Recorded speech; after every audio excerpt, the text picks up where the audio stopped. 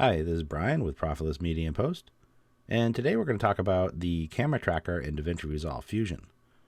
This is going to be an in-depth tutorial about all the ins and outs of camera tracking inside Fusion. If you want to follow along, I'll put a link in the description for the video clip that I'm using. So I'm going to try to do something a little different with this video in that I'm setting it up more like a reference. It's going to be a little bit more lecture-y. So this tutorial is going to be a long tutorial. So I will be putting timestamps to break it up into as many sections as I can. If you're looking for specific areas, you can skip around if you don't want to listen to the whole thing. I will also put some links below to other camera tracking tutorials I've found on YouTube that I think are worth checking out if you want to learn more about camera tracking or you are looking for something a lot quicker. So before we start actually camera tracking, the first thing we should do is analyze a shot and understand what kind of effect we need to do. Things we should be looking for are, is there lens distortion? And do we need to remove it for the effect we need to do? Do we need to alter the image before tracking, like removing noise or grain? Or do we need to color correct the image before we start tracking to add more contrast to help with tracking the clip? Another thing we might need to do is, do we need to add masks for objects that are moving in the scene that we don't want tracked? These are all things to keep aware of before we even start to track our shot. So let's bring in a camera tracker. And when we bring in the camera tracker, we can see we have two inputs. We have an orange input, and this is where our image that we're going to track goes. On the top, we have the white input, which is for spline masks. Then we have on the right-hand side, we have a image output, which is a 2D output. And at the bottom, we have a 3D output, which is our scene output. So I'm just going to hold down Shift, and let's bring this camera tracker into our scene. So now we have our main footage loaded in, and this is what we'll be tracking. So let's bring the camera tracker to the viewer. And the first thing we'll take a look at is the mask input. So to visualize this a little easier, we're going to go up into the camera tracker and let's turn on Preview Auto Track Locations. And this will give us a rough idea of what is going to be tracked within the scene. Now let's add in a mask. So I'm just going to grab a polygon mask. And say, for example, we don't want to track, say, this chair. So we would take this polygon, we would put a little shape around it, and then we'll add this in to our camera tracker. Now you notice what happened as soon as I did that. All the points are inside the mask. So if we want to occlude that, we're just going to have to invert our polygon. So open up the polygon, click invert. And now we can see that the tracking points are everywhere, but there's nothing on the chair. And so we can add as many masks as we want to occlude whatever we need from the scene. So as far as I can tell, the input only allows for spline masks, so image-based alphas won't work. Luckily, most rotoscoping software can be imported as splines into Fusion if you're working with a team that uses something like Mocha or Silhouette. If you have image-based alphas, you can add them to the original image using a Boolean node, but the camera tracker won't recognize the edge of the alpha, like it does with the splines, which will cause some sliding along the edge. So I'm just going to give you an example of how that might come in. I'm going to set up a basic. So I'm going to grab a background. I'm just going to grab an ellipse, put that in here, and then if we look at our image, we have our alpha. And then we'd use a channel Boolean right here, bring that in, and we're going to add our new mask into the Boolean. And this is just to show you how you could do it if you need to. And let's take a look at that. Okay, we need to swap the inputs. And now let's look at this. Inside the channel Boolean, all you have to do is we keep the operation to copy. And what we want to do is, this is the background. We want to add the alpha from the background in. And now you can see we have our alpha. Well, another step you'll have to do is we will have to multiply this alpha against the image so that it cuts everything out. If we take a look at the camera tracker right now, let's put that up. You can see we have tracking markers here on the inside and the outside of the alpha, and that's because we haven't multiplied it yet. We'll add in an alpha multiply, and now you can see that this is cut out. And now if we go in here, you can see we have all the tracking markers inside the mask. Now this is what I wanted to show you. Let's take a closer look here. What's happening with the image-based alpha is actually taking a look at this edge as though it's part of the image. So as we go through, you'll start to see that some of the tracking markers, like right here, are sliding along, which will definitely give us a bad track. One solution you can use, and I'll show you here, is in the mask, and you can use either, in this situation we have the ellipse, but you could use a matte control to blur the edges of your matte, and that seems to help out with that. So if we blur that edge, now let's take a look at the camera tracker. Now you can see that we're not getting that sliding along the edge. That's just one way to approach image-based alphas if you have to work with them. So let's delete that. I'm going to bring let's bring our images back into the camera tracker, and I'm going to delete that polygon. Okay, so the next thing we'll talk about is noisy or grainy images. This can add a lot of shakiness in the camera solve and can really make it problematic when you get to compositing things in the scene.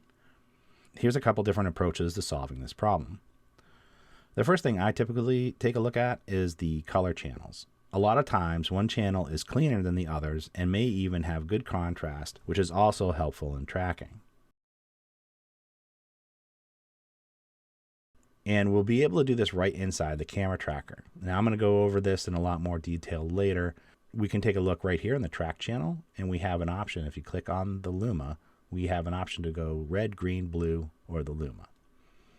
And let me show you how this could be helpful. So if we come up here, the top of the screen, we can look through each channel and kind of analyze what they look like. So right now, let's see, we have, this is the red channel. If we zoom in a little bit, we can see we have a little bit of noise, but it's actually not too bad. Let's take a look at the green. Okay, the green is very contrasty, and that's actually pretty clean. And then we have our blue. Blue is definitely really noisy. And in general, the blue is the noisiest, but depending on your camera, maybe the blue will be cleaner. So we would go through each one of these channels and pick the best one. So in this case, I'd probably use green if I was having problems with my camera track and it was shaky. That's one way to approach dealing with noisy or grainy footage. So if you're inside Fusion, one option is to use the remove noise. So let's take a look at that. Okay, I'm gonna, oops, now we want that before the camera tracker. So in the remove noise, let's take a look at that. Bring it, come in closer. And if you want to get really detailed, you should go through each one separately, because as you've noticed when we went through each channel, you could see that some channels have more noise than others. But for this example, I'm just going to hit lock, and that's just only going to be dealing with all the channels at the same time. And you would just adjust these between and try to find a happy medium between softness and sharpness and try to pull out that graininess. And you just play with those and you can see the difference. You have that kind of graininess, and then now it's a little bit softer. So this is another option. Another common approach to dealing with grainy or noisy footage is actually just to blur the image. So we could just add a blur and something like that, just like a 1, maybe not even that much. And that will help smooth out some of the jitter within the grain, but not enough to remove the natural shakiness of the camera. Because you don't want to blur too much, generally speaking. You don't want to do something like that. That's not going to give us a good track. So these are just a couple different options. You'll have to play with the settings in each one, but I want to get you in the right direction as to how to deal with some of these pretty common problems. Another option, if you're using Davinci Resolve Studio, is you can use the noise reduction tools in the color tab and can get excellent results for removing grain and noise. In that case, if you have the studio, you can come over here to the color tab, and go to the Motion Effects tab in the Color tab, and then you have your temporal and spatial noise reduction. And the noise reduction inside DaVinci Resolve Studio is actually really good. I've used it many times to clean up my footage before I start tracking. So if you do this route, you're going to have to render out your clip in its entirety, and then you're going to re-input that footage into Fusion for tracking. If you want to know more about how to do the noise removal in DaVinci Resolve Studio, there's a lot of great tutorials out there on YouTube. One of the ones I really liked was done by someone named Quasi. I'll put a link up right now, and I'll also put a link in the description. And he goes into some pretty good detail about how to do the noise reduction. So the next thing I wanted to talk about was not having enough contrast on the image for the trackers to pick up details. So there are a couple approaches you can use if you have this issue. Like we did in dealing with the noisy images, taking a look at the different color channels is a great place to start. So we already looked at these. Just by going through them, you can tell that this green channel might be a really good choice. And that's if you're not getting good results with the Luma. Most shots, the Luma is going to work out fine. But again, you have some choices to pick different channels, and that might help. Another way that you can deal with adding contrast is just to add a color correct before you start tracking. So you just bring in a color correct, and then you can add more contrast and just alter the image before you start to track. So that's another approach to adding contrast. And the last thing we're going to talk about before we get into camera tracking is lens distortion. If we do need to remove lens distortion, we can either do it beforehand using something like the lens distortion node, or let the camera tracker figure it out for us. So inside the camera tracker, and I'm going to point this out, and we're going to get into this in more detail later on, is if we go into the solve, under solve options, so let's just click that open, we have an option here to enable lens parameters. And if we turn that on, then when the camera tracker gets ready to solve, it's going to try to figure out the lens distortion best works for the solve. We'll just turn that off for now, but I just wanted to point it out as to where it is. Another approach is to do it either by eye or manually. So let me show you how you can do that. Let's add in a lens. Oops. Let's add in a lens distortion. I'm just going to add that in. Okay, we don't want it there. We want it over here. And we would take our media and bring it into the orange input. And let's put that up. And then in the lens distortion, let's click down this lens distortion model. For most things, the classic LD model is going to work out great. That's what I usually use. And we can sit here and we can just take the value and change it and make it look, try to straighten out the lines within the image. A helpful hint when you're trying to do this, one way that I found that's helpful is to add something like maybe a rectangle. And we'll take the rectangle, we'll pin it, and we'll pin our lens distortion. And then that way we can click on the rectangle so you can see this line, and we can use that as a reference. And we can just bring this around and try to find edges. So maybe the inside edge of here. There's not much distortion, so. But you could use this line as a reference, and then you would just kind of move the image. You can distort the image, and then you can go through and just keep on moving this around to different parts of the image where you have straight lines, or where there should be straight lines, and try to remove the lens distortion. So if you have to do it manually, that's one way you could do it. Okay, let's delete those. Okay, so let's start getting into the camera tracker now. So the first tab is the track tab. And at the top, we have our auto track, and this is the button you'll press when you want to start tracking. Then we have our reset, and that will reset all the trackers. Then we've already talked about this. This is our preview auto track location, so we can turn this on and off if we want to see what we're going to track. Now, typically, I'll have this on just to, as I change my settings, and before I track, I'll turn this off. It used to be, and I guess it's a habit now, it used to be that if you left that on and you started tracking in certain versions of Fusion, everything would crash. So I just got into the habit of turning that off before I start tracking. Next, we have the detection threshold, which is basically how sensitive the tracker is to the contrast in the image. As we bring this down, it'll start adding more tracking points because it needs less contrast to find edges. And if we bring this up, it's only going to find the most contrasting edges. So it'll be a lot less points. So that's how the detection threshold works. The minimum feature separation is similar, as it works to separate out the trackers more over the image. So if I bring this down, we're going to add a lot more trackers. And of course, this is at the cost of processing time. So if we were to add in this many trackers, it's going to take longer to process, but you might get better results. And the same, if we go up, you'll have less. Then we have our tracking channel, which we talked about a little bit. So if we decided, specifically in this shot, that maybe the green channel is the best one to track, we can put it in here. So we can do that. But typically, the Luma will work just fine. Then underneath that, we have our tracking range, which is pretty self-explanatory. We have our render range, which is our timeline. Then we have our global range, which is the full duration of the timeline. Then we have valid, which would be the raw footage or the source media. And then we have custom, where we can set our own in and out points. Typically, you leave it on renderer. Then underneath that, we have the bidirectional tracking.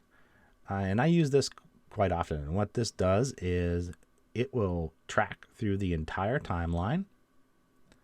And if you have this turned on, the bidirectional tracking, it's going to start going backwards and extend all the tracks, which is helpful in getting longer tracks. The longer the tracks and more solid they are, the better the results you'll get. Okay, and below this, we have the gutter size. And what that is the pattern that is being tracked. As the pattern gets closer to the edge, what percentage of the image, if occluded, will be turned off. The gutter size is set to 1, which means once the pattern size even touches the edge, it's going to shut off the tracker. And let me visualize that. Let's see if we can visualize that. I'm going to pop this, get a lot of trackers on there. But if you look along this edge, you'll see what happens when we lower the percentage. So if I lower this down to like 0.5, that means that the tracker will stay on. You can see it right here, actually, even better at the bottom. You can see how there's no tracking markers here along this edge. So once I lower this gutter size, it's going to allow for half of the pattern to be off screen before it shuts off. So I'm going to bring this down. You'll start to see that the tracking markers are creeping closer to the edge. So that's what it is. Obviously, turning this down lower will get your tracks to last a little longer, but at the cost of potentially not being as accurate at the edge. So I don't typically change that. Okay, so let's go down to the next section. We have the new track defaults. And here we can set a few options for the way the camera tracker will track. And each one will give you a few more options. So here's the optical flow. This is the typical workflow. And from my understanding that all of these actually work on optical flow, the optical flow and the Fusion tracker are very similar. The planar has a few more options. So let's go over that. We have our optical flow. If we go to the Fusion tracker, you can see we have an option to change the pattern size. So we can make it smaller or larger. This would be similar to the gutter size. Then below that, we have the planar tracker. We have the same options here with the pattern size. And below that are the options that make the planar tracker different from both the optical flow and the Fusion tracker. If your shot has changing pattern over time, and the other two options haven't worked, trying the planar tracker might be an option. The planar tracker is helpful when the track pattern is warping or turning through the shot. You have several options on how the planar tracker will track. The default option is usually the best. This will take into consideration translation, rotation, and scale. Then we have the options for just translation or translation and rotation. If you're still not getting good results after trying all other options, then you could take a look at the affine and perspective modes but understand that these two modes need larger patterns to be accurate. Okay, so let's switch this back to optical flow. Then underneath that, we have the closed track when tracking error exceeds. So if we raise this, we will get longer tracks, but at the cost of a higher error value. Then underneath that, we have the solve weight. With the solve weight, what that does is how much of an influence the tracker will have with the camera solve. Now, typically 1 is what you need, but there's going to be situations, and we're going to get into this a little bit later, where you might want to change this, but we can also do this in the solve tab. So we'll talk about this in more detail later.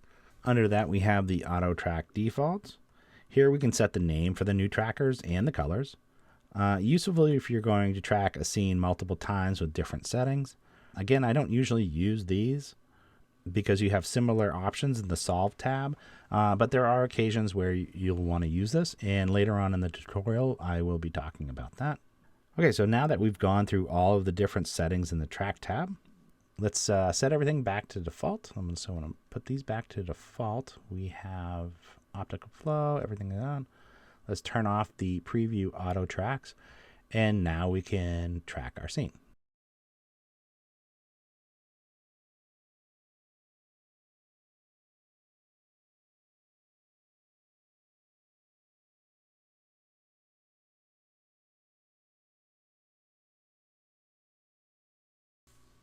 Okay, so our camera tracking is done.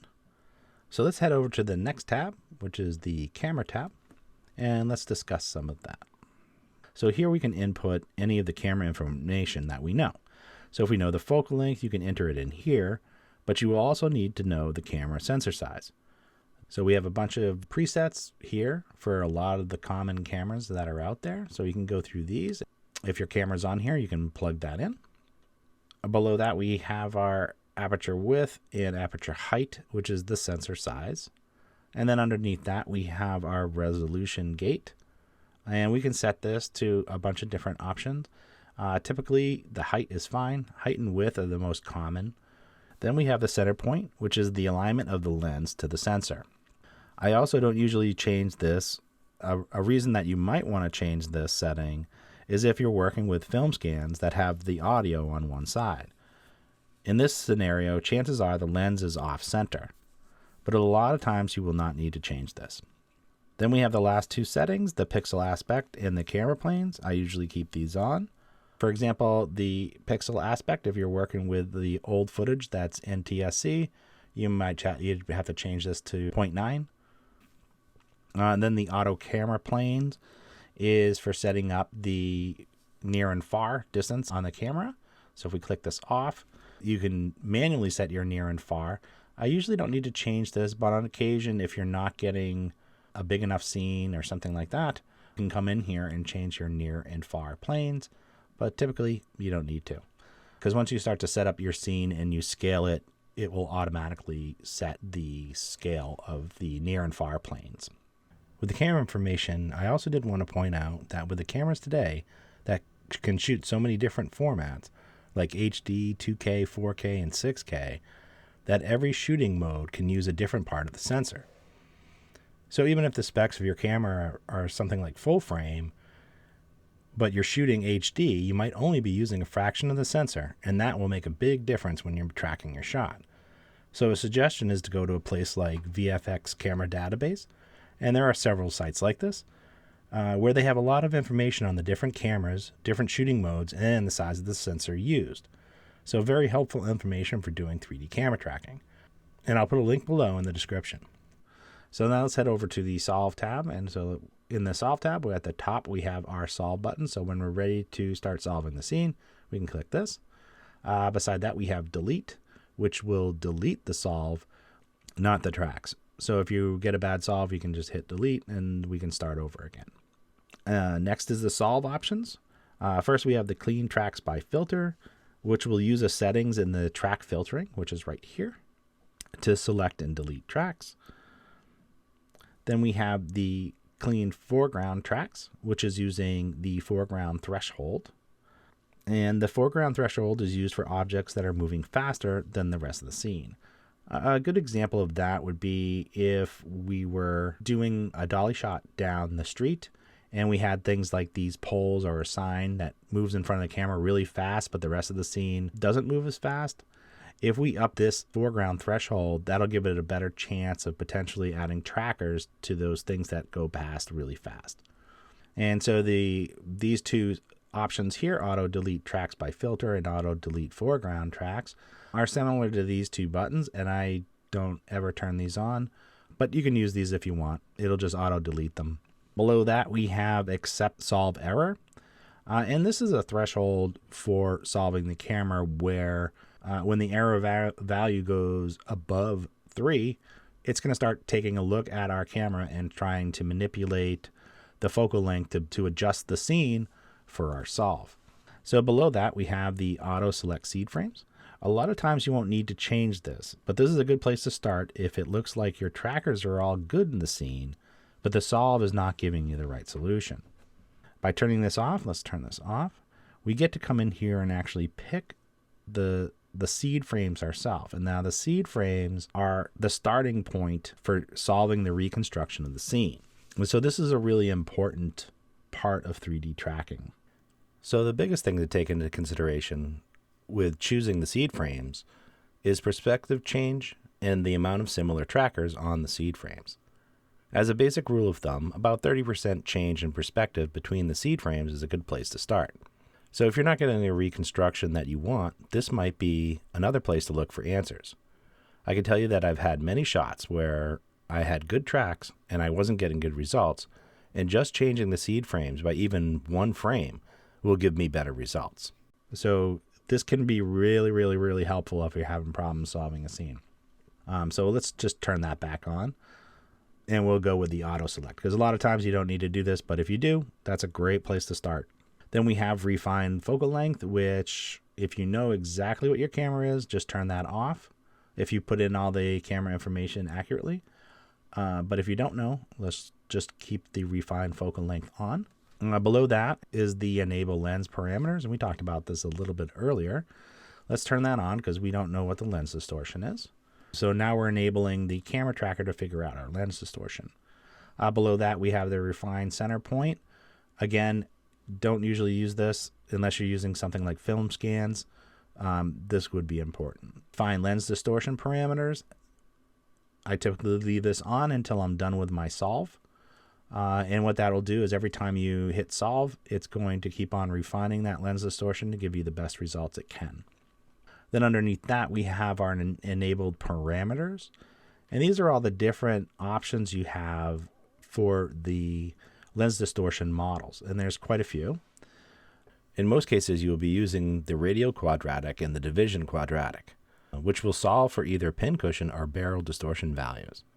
I usually leave it at its default, which is division quadratic. The division and quadratic methods are very similar as they are both solving for radial distortion. The division method is technically more accurate. The radial and division quartic will solve for both high and low distortion values. This would help with getting an even more accurate lens distortion model, but it would really depend on the effects that you're trying to do. In a lot of cases, the default division quadratic will work well. The other choice we have is the radial and tangential, which is what you would use with something like off-center film scans.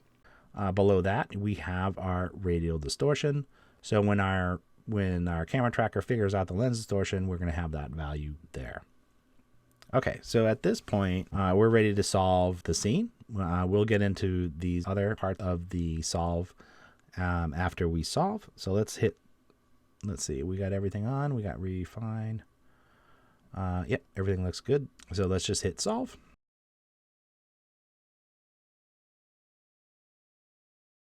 Okay, great. So our solve is done. And we can see this information right here under the solve tab. And this is going to give us all the information that we need to see how we're doing so far.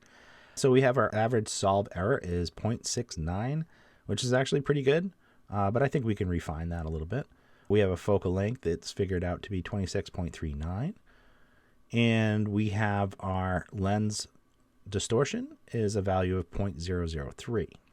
It tells you here what seed frames it used, so 440 to 488. So this is basically all the information about the solve. So now we can take a peek at what our camera solve looks like, and that's where we can use this scene output. So let's grab a merge 3D. I'm going to bring that down, and we're going to connect the output from the scene output into the merge 3D. And then if we bring that merge 3D up into the viewer, we should be able to, let's see if we can zoom in here. This looks like the scene is pretty small right now, but we'll get it bigger. But you can see here we have, it's hard to see.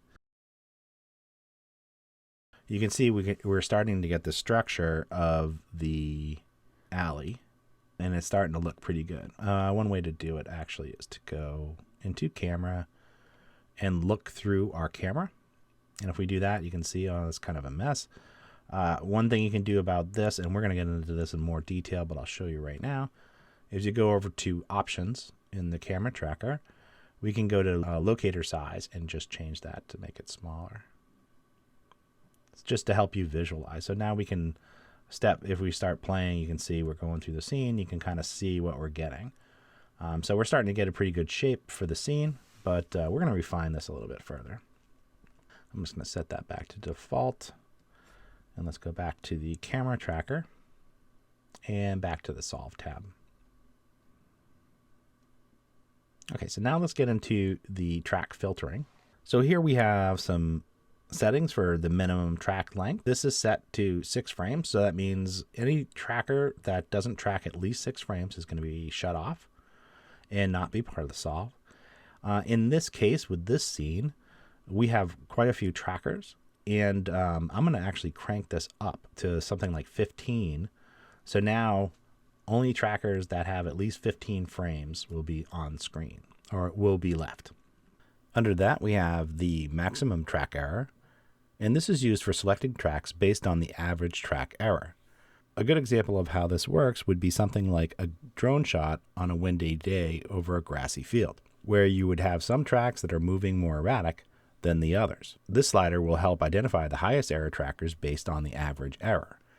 Typically, the default is good, but you may find situations where you need to turn this up to let a higher error value come through just so you can get a basic camera path like tracking an ocean, or turning it down if you have a lot of trackers on a grassy field and just want the most accurate ones. The maximum solve error is the error value for each individual track. So any tracker that is on the screen that has an error value above 2.15 will be shut off. And this is one of the ones that I usually play with when I'm trying to refine my solve. And since we have so many trackers, I'm going to try to lower this down to get just the best trackers. So for example, I might go down to 1.5. Now any tracker that's above 1.5 is going to be selected. So you can see as I've changed these settings, we have trackers here that are yellow, and these are all fitting in this track filtering. So now that we have those selected, and you can see, let's go in, if we go further into the shot, you can see it a little bit more clearly. You can see all these trackers that have been selected. And these are selected because we have the auto select tracks while dragging already clicked on. We could turn that off if we wanted to, and then also use the select track satisfying filters. We can go down to the operations on selected trackers, and the first thing we'll do is hit delete. So now we've deleted all of the trackers that don't fit within the tracking filter. Another thing I want to point out is that you can also select trackers manually. So we can just go into the 2D view or the 3D view and just select the trackers. You can add to your selection by holding down Shift and dragging over the trackers. You can remove trackers from the selection by holding down Command and just dragging over the trackers to deselect the ones you don't want. So I just wanted to point that out. I also wanted to, at this point out that over here on the side toolbar inside the viewer. And if we look up here on the top left, a lot of these options here are just quick shortcuts to some of the different tabs within the inspector. So you can see here we have the delete selected trackers, and we're about to get into some of these other settings soon, but I just wanted to point that out. So now that we've deleted the trackers, let's go up to the top of the solve. And let's hit solve.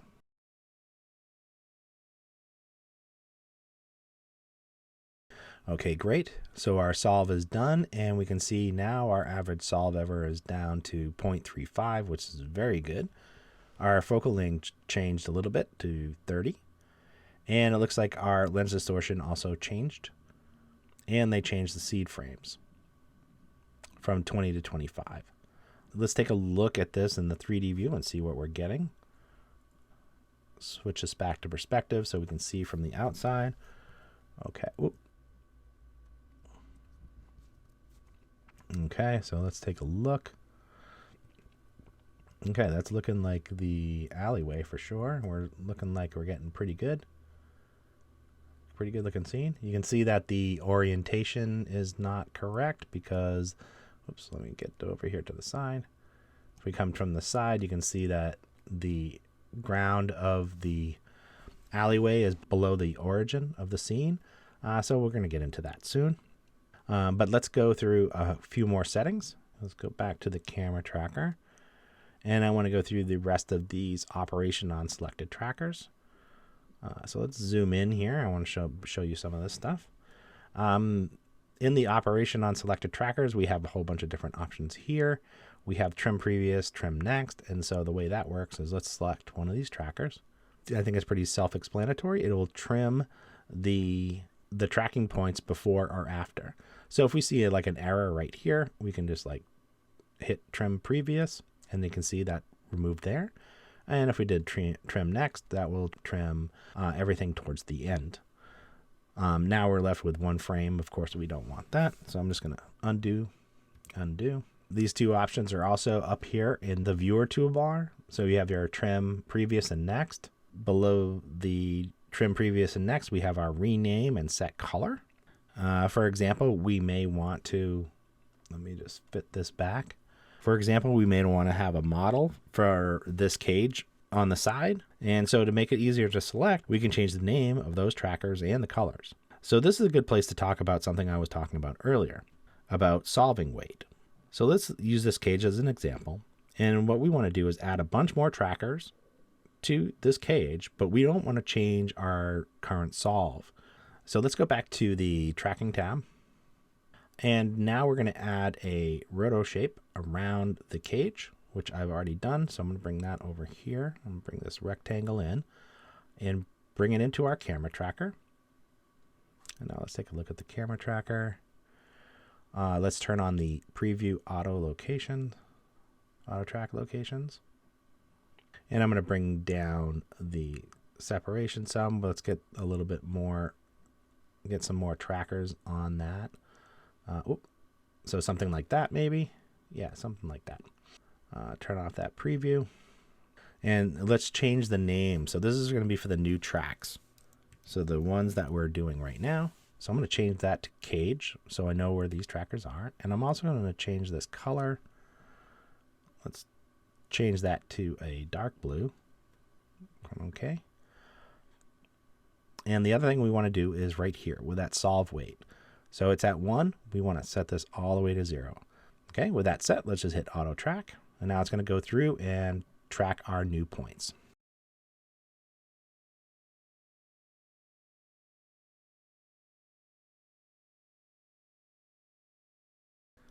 Okay, great. So now we have a whole bunch more tracking points. We can just go back over to the solve. Now this is early enough in that we could probably solve and leave those points on, but I want to show you that you can add these points without changing the solve. Before we do the solve though, some of the things we need to make sure that are turned off is any of the things that are refining the camera. Even though these won't be added in, we don't want anything to change at all. So things that we can turn off are the refined focal length and refined lens parameters. The auto select seeds, I think I'm going to turn that off because I want to keep this exactly the same. And the reason you might want to do this is because you've already started compositing a shot and you decided, oh geez, or the client said, hey, you know what, we want to do something to the cage now and you need more points. I want to show you how you can go through it without changing your camera solve, but adding more points. So you may want to change the seed frame and lock in these 2 frames. So we'll just put in 20 and 25 because these are the seed frames that it used. Now with those things set, it shouldn't do any kind of refinement, and it should just add these points to the scene. So let's hit solve and see what happens. Okay, so now we have a whole bunch more points. Well, nothing else changed, but it looks like the error changed a little bit. The scene should look exactly the same. Yes. Okay, so let's continue on with the operations on selected trackers. So below that, we have our export flag, which we can select which points we want exported. By default, everything will be exported. Let's go put the camera tracker up. So for example, if we wanted just the point cloud from the cage, this is an example of what you could do. So we could come down to selected trackers and hit all. And if we come over to export, we could hit clear, and that means none of the point cloud will be exported.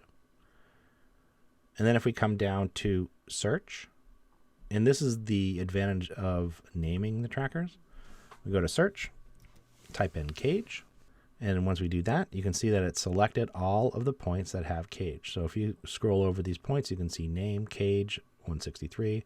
So all the cage points are set, and then we could hit set, and only this point cloud will be exported. Okay, so I just wanted to show you that.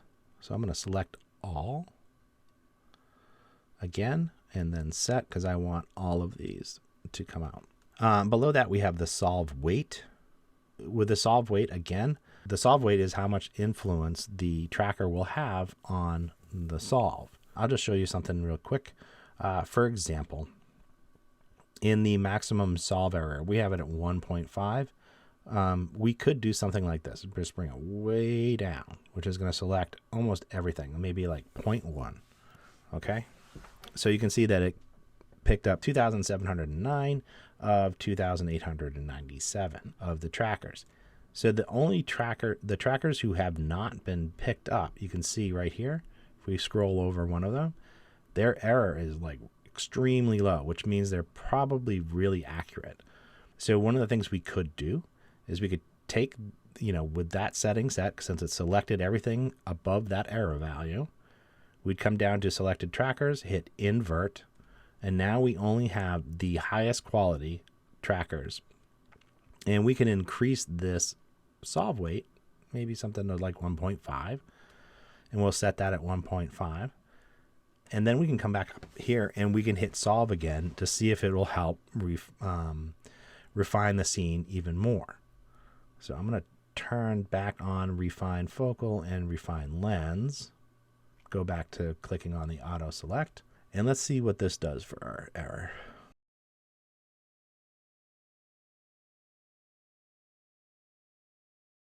Okay, so you can see now we have a solve error of 0.34.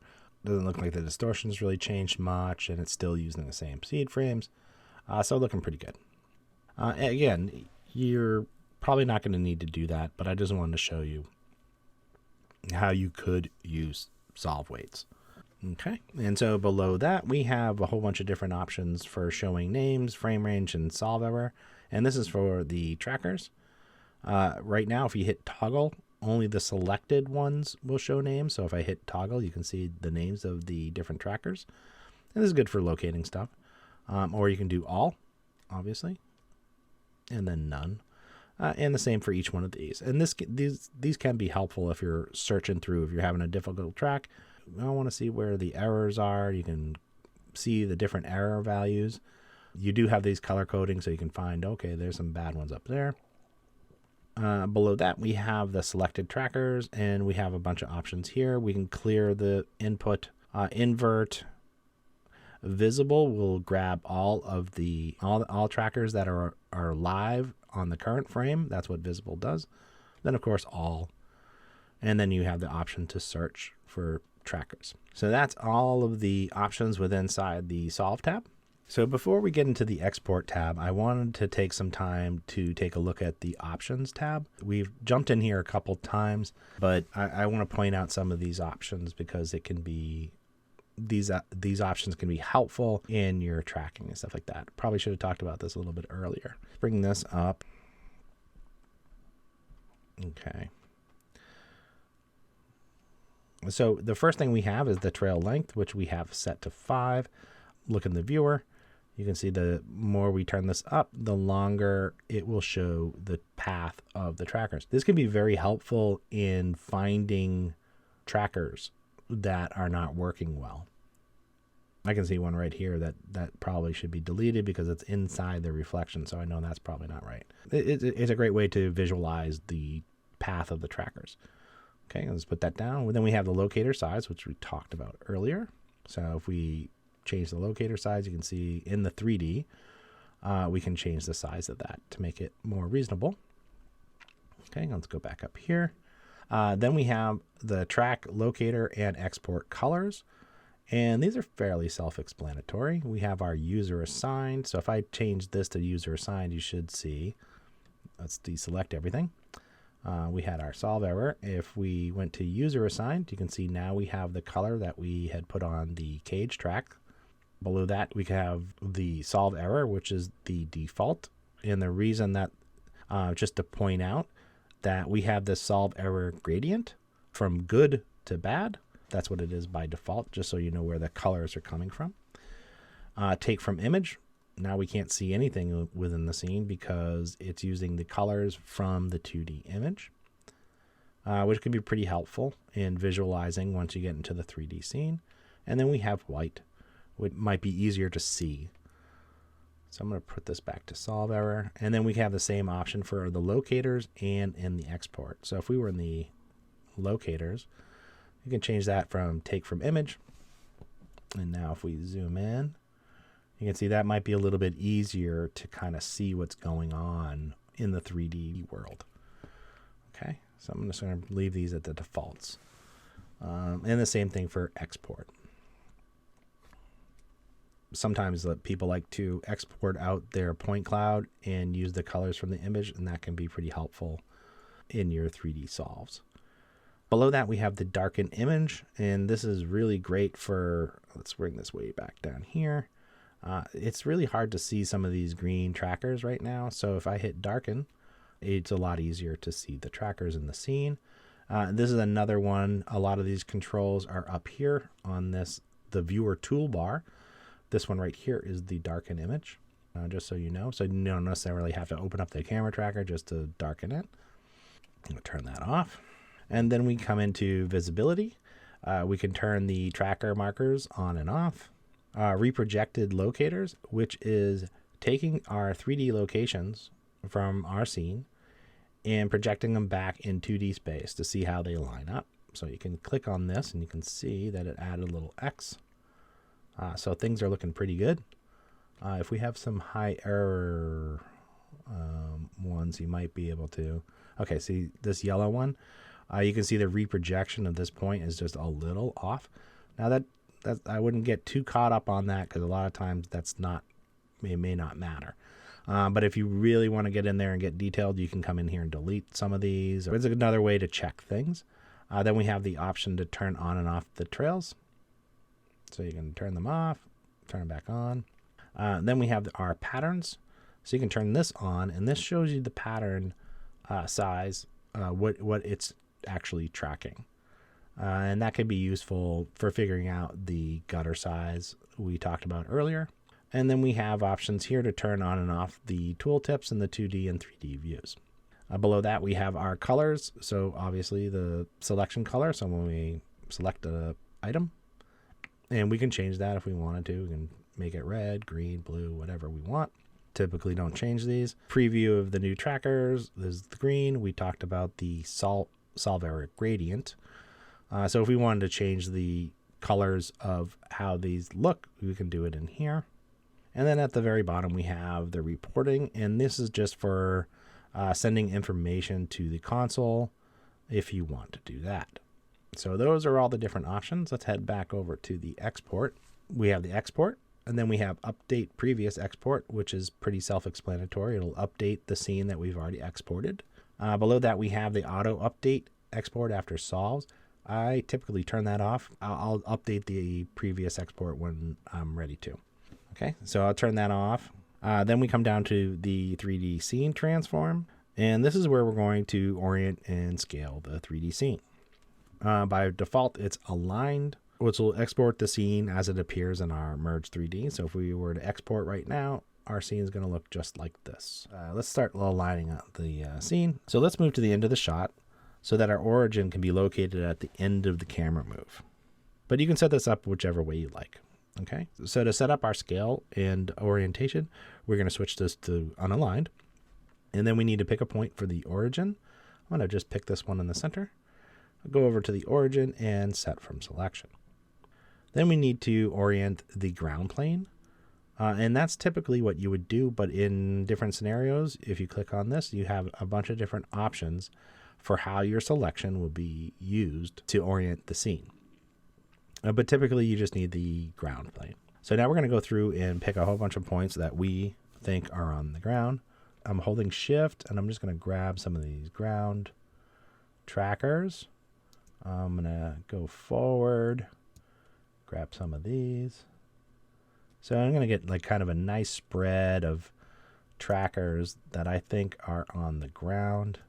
Now I know this ground is very uneven, so it's not going to be exactly right, but this should be close.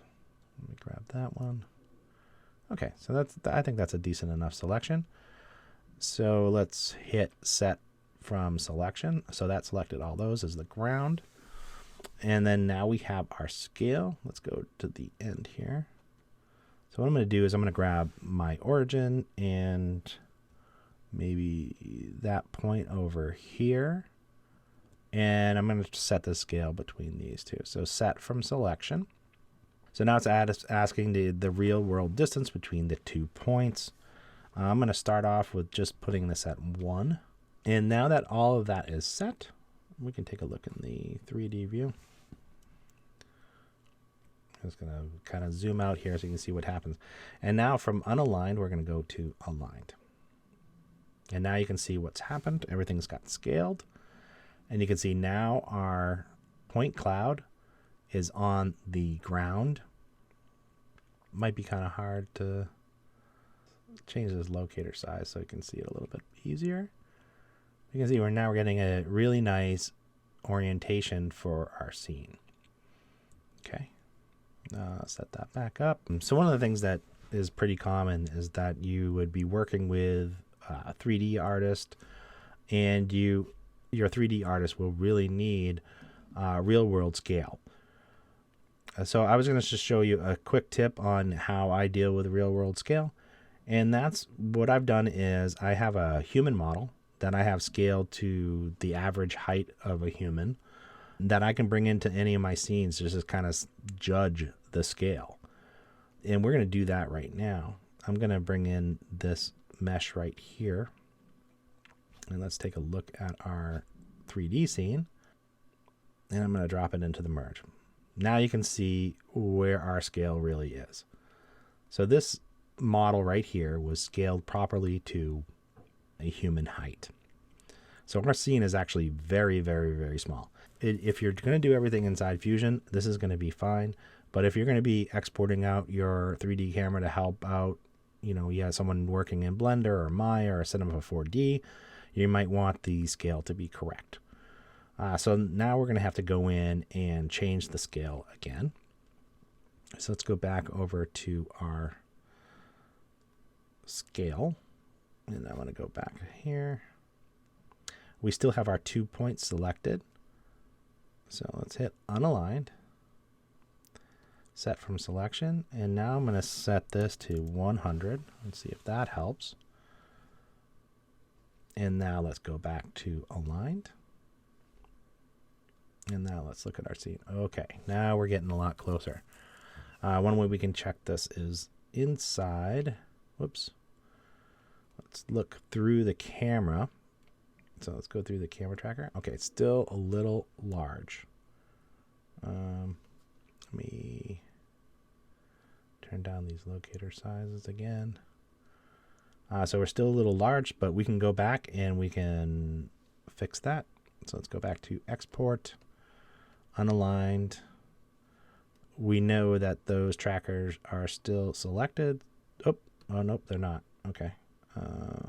Let's go back to the 2D.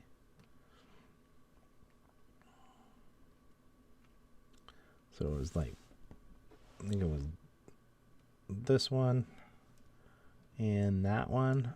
Let's set from selection. What would you put in 100 the last time? It's probably, let's do 130. Okay. And then let's hit aligned again. And so this is, oh, there we go. That's much better. And so that looks a lot closer to the real world scale. Okay. And so that's just a little tip on how you can set up your scene for real world. Okay. I'm going to put that aside. And we'll get rid of that rectangle. Okay. Okay, so now that we have our scene aligned, let's go over a couple more options. We have our ground plane options. So we can show our ground plane. Let's just put this up. So we're looking through the 3D view now. And we can change the color. We can change the size of it, you know, how many subdivisions. So a bunch of different options here, whether it's wireframe or solid. You can change your line thickness, which might be helpful if you're trying to visualize your camera solve. And then offset from origin. And this is going to offset in the y-axis. So I don't usually touch this, but I can see that being useful if you're trying to set your origin, you know, on the ground, and say there was a whole set of steps here and you really were doing most of your visual effects at the top step. Maybe you want to offset. That's just one example of why you might want to do that. Then below that, we have our export options. So let's go down here. So we have our camera, point cloud, ground plane, renderer, and image plane. Usually I keep all of those on. At one point in the past, if I remember correctly, there was an option for your lens distortion node, but maybe I was dreaming about it. I have no idea. But currently, the lens distortion will not export out from our camera tracker, but we'll get into that in a little bit. Under animation, we have a couple options. We have our animate camera, which is the typical way you would use this. The other option is animate point cloud. And if you'd like to, I'm not going to go over animate point cloud because the last video I did was all about how you can animate the point cloud and do object tracks. I'll put a link up right now where you can check that out. Okay, and then we have our previous export, which gives us the option. So you can see here we have our camera, point cloud, ground plane, lens distort, and renderer. They do have the lens distort node here. In the past, after we export, you'll see that there will be no lens distortion, but you can add a lens distort and then bring that value in here. And I haven't been able to get that to work really well. If someone else knows anything about that, let me know in the comments below. Now that we have all that set up, we're ready to export. So let's hit the export. Now we have our 3D scene. I'm just going to spread this out a little bit. Okay, great. So let's look through our merged scene and let's zoom out here. Now you can see. If it's hard to see, we can go into our point cloud. And we have a bunch of different options within the point cloud. You got your cross, or you can switch it to point. And obviously that's a little bit easier to see. And we can change that size if we want, make it. Yeah, so now you can see that's looking really nice. Okay, so let's take a look at the 3D scene. I'm going to look through the camera. So we'll go down to right click, go to camera, camera 3D. And now we can kind of see what's going on with our scene. So let's take a look. First off, the ground plane looks pretty good, but as we can see here, the ground is very uneven. So for some general effects, this may be good enough, but if we need a very detailed ground with all the dips and unevenness, we'll have to do some more work. In this situation, if I needed a detailed ground that is uneven, I would do it in a dedicated 3D tracking software that has tools to reproduce the ground using the tracking points.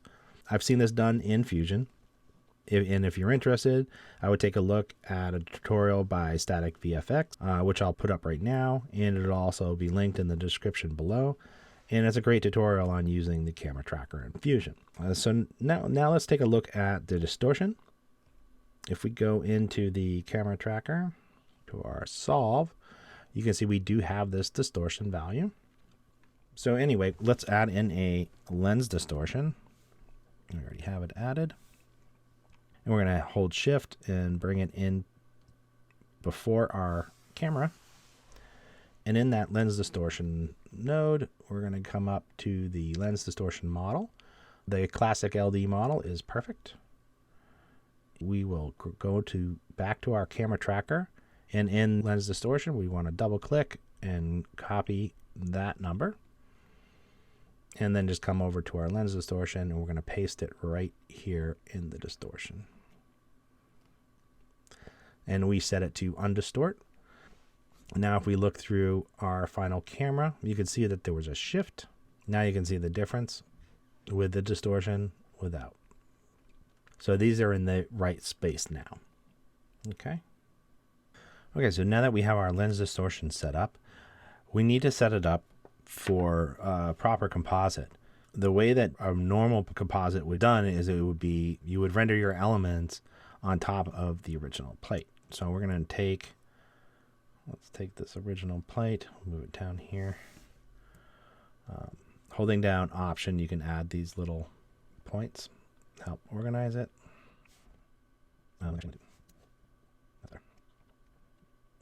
Okay, we're going to copy it. Let's copy that lens distortion, and we're going to bring it over here. Holding shift, we'll just add it into our line.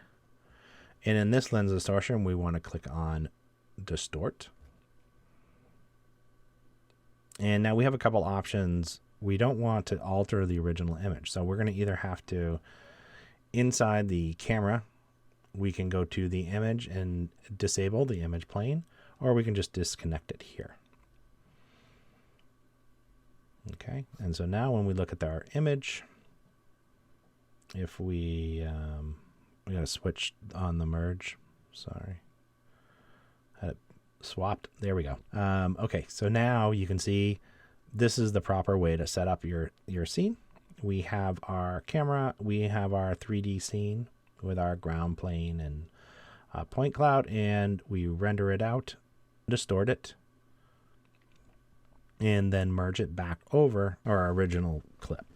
Okay, so now we're ready to start adding objects to our scene and begin compositing. So one way to get our objects placed in the scene is to use the point clouds to help us align the shapes. So let's go to the 3D view, and let's plug in our undistorted image again. So the way we can add objects, obviously we can just grab an object and drop it into the scene. And let's see if we go out to the perspective view.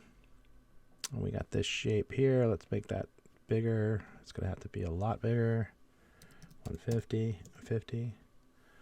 Okay, so that's a plane. Maybe let's set up a cube with 100. Okay, so now we got this box.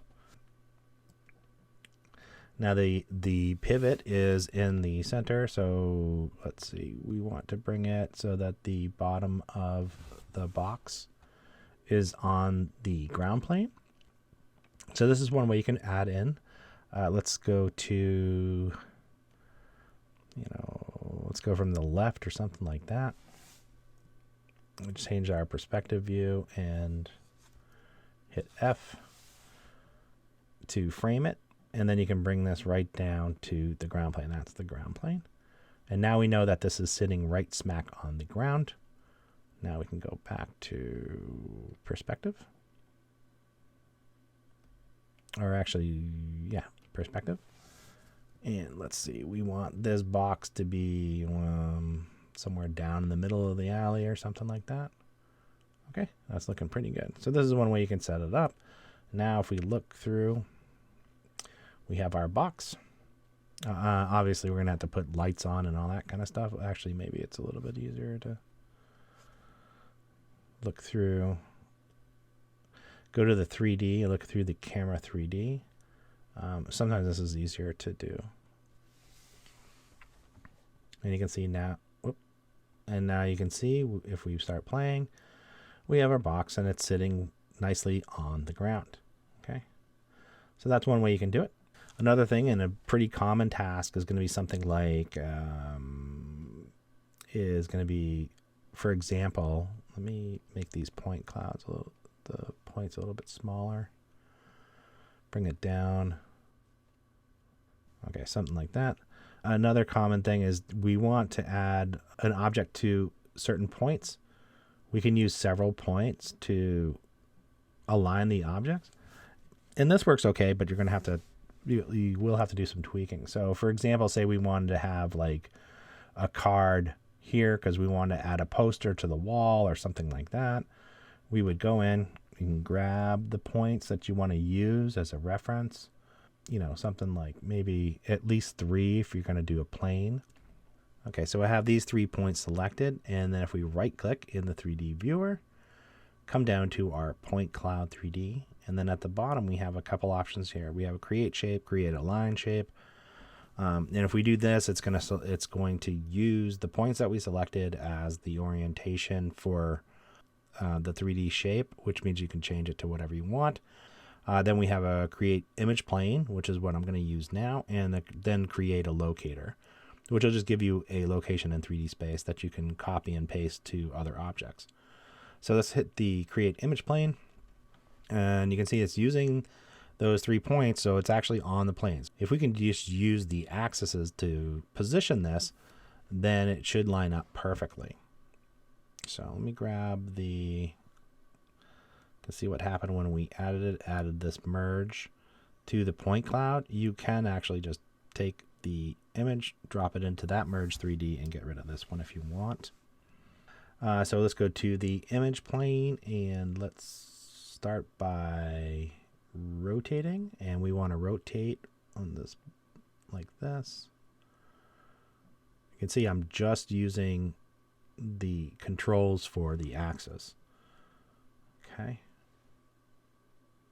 And then we want to scale it. So we can go over to our scale, and we want it to be wider, lower, and then we can bring it down. Something like that. Okay. Now I'm having a hard time grabbing that through this view. So maybe I can go to the perspective, bring it down, probably somewhere like that. Now let's go back to the camera view. Okay, that's pretty nicely set up. If you want to check it, you can go over to our controls for the image plane, hit wireframe, and then we can kind of take a look at this. Turn down the subdivisions. Okay, and then we can take a look at how well it's tracking. Let's look at the maybe I'll just do it from the 3D view. Might be easier, and we can just kind of roll through and make sure that it's all lined up, but you can see how that's lining up well. So there's a few different options there on how you can line up your objects within the scene. Okay, so the last thing I want to talk about is the overscan. Sometimes when we're doing lens distortion, when we undistort the image will extend out past the size of the actual image, and we'll lose some of that information when we redistort the image back over our original image. So let's take a look at what's happening here. Let's go. So you can see here, if I just leave in the image, you can see that we're missing some information on the edge. So let's take off the background from the camera, and then let's look through the merge. And if we come closer to this edge, let's take a look here. Okay, so right here is probably a good example. There should be that other tracking marker there. So we're just cutting off just a little bit of an edge. And the way to fix that is go inside the camera renderer, and let's go over to image. And then you have an option here for domain overscan. And if we turn that up, you'll see that you can see that marker turn back on. So that's giving us enough information. So you can bring that up a little bit. And that's how you can add back in the information that would be missing outside of the image frame size. Okay, I think that's it for this video. This was a really long video. If you have any questions or if I left anything out, leave a comment below and I will try to get to you as quick as I can. Thanks again for watching, and I'll see you in the next video.